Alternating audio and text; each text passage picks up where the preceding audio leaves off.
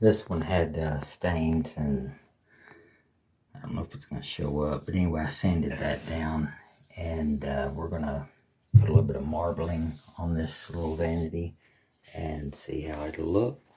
We'll wait on this one and let them pull the paper after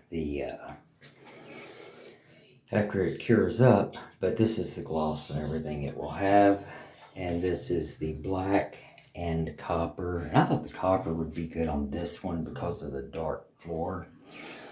I just thought it kind of helped. I don't know if I can get a shot like this, but anyway, I thought it looked really good with the floor, and they love it, and it'll be ready to use tomorrow at 5 p.m. And I went ahead and pulled the paper off of this one.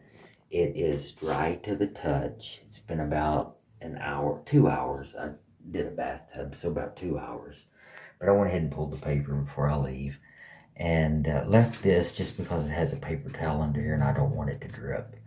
But very, very smooth. There's no high points or anything like that. It's just a good smooth finish. So this is the new surface now. This is porcelain glaze. It is not paint. It is porcelain glaze. So got some tape in here I dropped. And so anyway, it's not something that's going to peel off or anything like that. This is the new surface, and of course it can be done, you know, again with these little smaller vanities. I know they're not that expensive, but it saves you from having to get a plumber and all that stuff.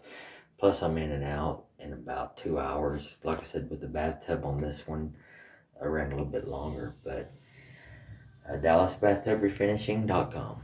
Thank you.